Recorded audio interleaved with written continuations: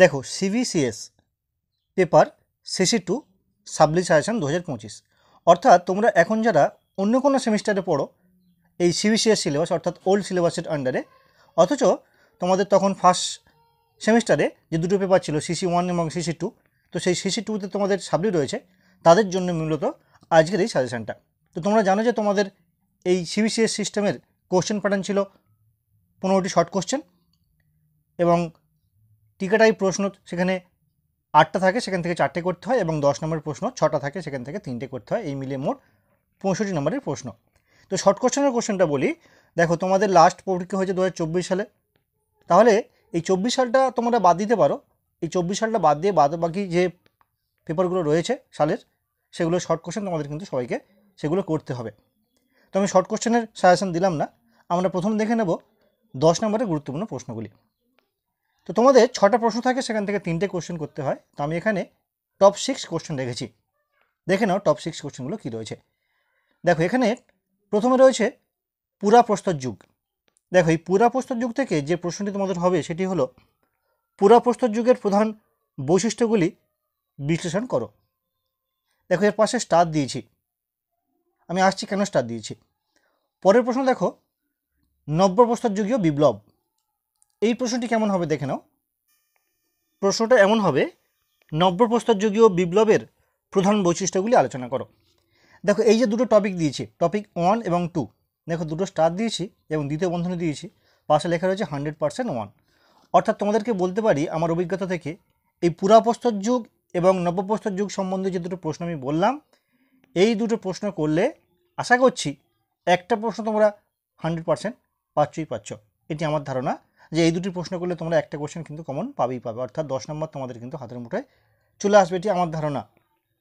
কারণ এই দুটি প্রশ্ন তোমাদের এবছরের জন্য সাবলি পরীক্ষার জন্য অত্যন্ত গুরুত্বপূর্ণ প্রশ্ন, সেই জন্য আমি দুটো প্রশ্নের পাশে স্টার দিয়েছি। তো তোমাদের বলেছি প্রথমেই যে টপ 6 কোশ্চেন দেবো। তো টপ 6-এর মধ্যে এই দুটো টপ 1 আর 2 রয়েছে। 3 নম্বর প্রশ্ন কী রয়েছে দেখে নাও, রোমের দাস ব্যবস্থা। এই প্রশ্নটি কেমন হবে দেখে নাও।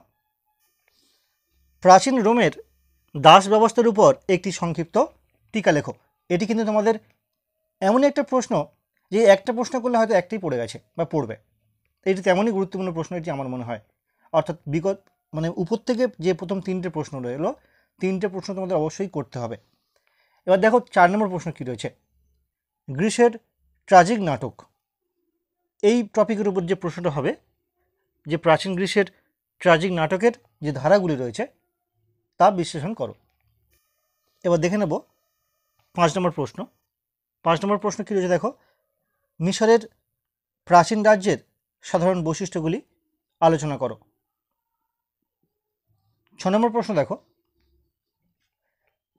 স্পার্টার সমাজ ব্যবস্থা সম্পর্কে কী জানো, বা স্পার্টার সমাজ ব্যবস্থা সম্পর্কে একটি প্রবন্ধ লেখো। এই প্রসঙ্গে বলি, দেখো টপ 6 কোশ্চেন তো হয়ে গেল, আরও দুটি প্রশ্ন আমি অতিরিক্ত রাখলাম, তোমরা যদি পারো তৈরি করো। প্রশ্ন দুটি কী কী দেখে নাও। স্পার্টার সংবিধান, এক্ষেত্রে এটা বলি তোমাদের এবছরের জন্য কিন্তু এই যে স্পার্টার সমাজ এবং সংবিধান, এই দুটো প্রশ্ন করলে কিন্তু একটি প্রশ্ন আসার সম্ভাবনা অত্যন্ত প্রবল।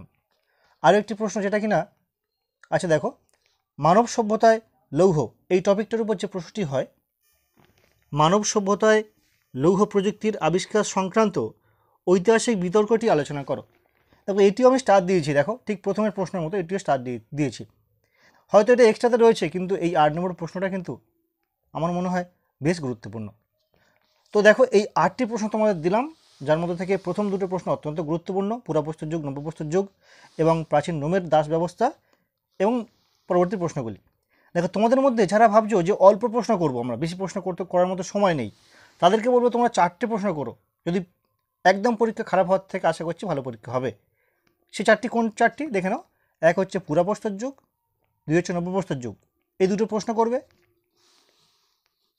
রোমের দাস ব্যবস্থা এবং এই লাস্ট কোশ্চেনটা মানব সভ্যতায় লৌহ সম্পর্কিত যে প্রশ্নটা বললাম। এই 4টি প্রশ্ন তোমরা করো, আশা করছি তোমাদের পরীক্ষা একদম খারাপ হওয়ার থেকে কিন্তু বেশ খানিকটা ভালো হবে। এটি সম্পূর্ণ কিন্তু আমার নিজস্ব ধারণা। যাই হোক, এই গেল 10 নম্বর প্রশ্ন। এবার দেখে নেব 5 নম্বরের গুরুত্বপূর্ণ প্রশ্ন কী রয়েছে। দেখো মার্কস 5-এর কোশ্চেন, তোমাদের 8টা প্রশ্ন থাকে, টপ 8 কোশ্চেন থাকে। তো সেই টপ 8 কোশ্চেন জন্য আমি 8টা প্রশ্ন রেখেছি, এবং সেই 8টার মধ্যে কোন 4টে প্রশ্ন অত্যন্ত গুরুত্বপূর্ণ সেগুলোকে আমি স্টার দিয়ে দিচ্ছি। দেখে নাও। প্রথম প্রশ্ন দেখো, মধ্য উচ্চ প্রস্তর যুগ। এক্ষেত্রে দেখো তোমাদের এই মধ্য প্রস্তর যুগের বৈশিষ্ট্য এবং উচ্চ প্রস্তর যুগের বৈশিষ্ট্য দুটোই কিন্তু ইম্পর্টেন্ট। তার মধ্যে থেকে আবার মধ্য প্রস্তর যুগটা কিন্তু অত্যন্ত গুরুত্বপূর্ণ। ঠিক 10 নম্বর প্রশ্নের মতোই এই মধ্য প্রস্তর যুগ এবং উচ্চ প্রস্তর যুগ এই দুটো প্রশ্ন কিন্তু তোমরা যদি করে যাও, আশা করছি একটা প্রশ্ন কিন্তু তোমরা পেয়ে যাচ্ছ। যাদের হাতে সময় কম তারা কিন্তু অবশ্যই কিন্তু এই মধ্য প্রস্তর যুগটা অবশ্যই করো। তোমরা উচ্চ প্রস্তর যুগটা অ্যাভয়েড করতে পারো, তবে এই দুটো প্রশ্ন করলে কিন্তু 100% একটা কোশ্চেন কিন্তু কমন আসবে, এটি আমার ধারণা। দ্বিতীয় প্রশ্ন কী হচ্ছে দেখো, সফিস্ট দর্শন। এই টপিকটার উপর যে প্রশ্নটি হবে, কোশ্চেনটা এমন হবে, সফিস্ট দর্শন সম্পর্কে সংক্ষিপ্ত টিকা লেখো। কিংবা কোশ্চেনটা এমন ঘুরিয়েও আসতে পারে, সফিস্টদের দার্শনিক ভাবনা প্রসঙ্গে একটি সংক্ষিপ্ত টিকা লেখো। দেখো এটির পাশে আমি কিন্তু স্টার দিয়েছি, এটিও কিন্তু অত্যন্ত গুরুত্বপূর্ণ প্রশ্ন। 8টা প্রশ্ন 8টাই গুরুত্বপূর্ণ, তার মধ্যে থেকে যে 4টে প্রশ্ন আমার মনে হয়েছে অত্যাধিক গুরুত্বপূর্ণ সেগুলোর পাশে আমি স্টার দিয়েছি। পরের প্রশ্ন দেখো, টপিক রয়েছে হেরোডোটাস। এক্ষেত্রে প্রশ্নটি হবে, ঐতিহাসিক হিসাবে হেরোডোটাসের একটি সংক্ষিপ্ত মূল্যায়ন করো। পরের প্রশ্ন দেখো, রোমান রাষ্ট্রের প্রকৃতি। এক্ষেত্রে প্রশ্নটি হবে, রোমান রাষ্ট্রের প্রকৃতি ঠিক কেমন ছিল তা সম্পর্কে একটি সংক্ষিপ্ত টিকা লেখো। দেখো এটিকেও কিন্তু আমি পাশে স্টার দিয়েছি। পরবর্তী প্রশ্ন দেখো, মিশরের ধর্ম। অর্থাৎ এক্ষেত্রে প্রশ্ন হবে, প্রাচীন মিশরীয়দের ধর্মভাবনা বা ধর্মীয় দিকের যে বৈশিষ্ট্যগুলি রয়েছে সেই সম্পর্কিত একটি টিকা লেখো। দেখো এখানেও স্টার দেওয়া রয়েছে। পরবর্তী প্রশ্ন দেখো, শিকারী খাদ্য সংগ্রাহক। এক্ষেত্রে যে প্রশ্নটি হবে এই টপিকের উপর, প্রাচীন মানব সভ্যতার বিবর্তনে শিকারী খাদ্য সংগ্রাহকদের সম্পর্কে সংক্ষিপ্ত আলোচনা করো। দেখো এটিও স্টার দেওয়া রয়েছে। দেখো 5টা আমি স্টার দিচ্ছি, 5টা স্টার ছাড়াও আরও 2টি প্রশ্ন রয়েছে, আসছি আমি। দেখো এই 5টা স্টারের মধ্যে মধ্যপ্রস্তর যুগ, সফিস্ট দর্শন, রোমান রাষ্ট্রের প্রকৃতি, মিশরের ধর্ম এবং শিকারী খাদ্য সংগ্রাহক, এই 5টি প্রশ্ন দিলাম। 5টি প্রশ্ন অত্যন্ত গুরুত্বপূর্ণ প্রশ্ন এবং আরও 2টি প্রশ্ন রয়েছে 8টার মধ্যে। 6টা তোমরা দেখলে তো। সফোক্লিস, এক্ষেত্রে প্রশ্নটি কেমন হবে দেখে নাও। প্রশ্নটি এমন হবে, প্রাচীন গ্রিক নাট্যকার সফোক্লিসের কৃতিত্বের মূল্যায়ন করো। এটিও কিন্তু অত্যন্ত গুরুত্বপূর্ণ প্রশ্ন। এবং লাস্ট প্রশ্নটি কেমন হবে দেখে নাও। এখানে টপিক দেওয়া রয়েছে রোমের ধর্ম। তো এই প্রশ্নটি হবে এমন, প্রাচীন রোমের ধর্ম সম্পর্কে সংক্ষিপ্ত আলোচনা করো। দেখো এই 8টি প্রশ্ন দিলাম তোমাদের 5 নম্বরের জন্য এবং 8টির মধ্যে টপ 5 কোশ্চেন করে দিলাম। এবং যাদের হাতে সময় কম রয়েছে তারা কিন্তু ভাবছো যে আমি অল্প করব, 4টে কোশ্চেন করে যাবো, সেক্ষেত্রে বলি তোমরা কী করে যাবে দেখে নাও।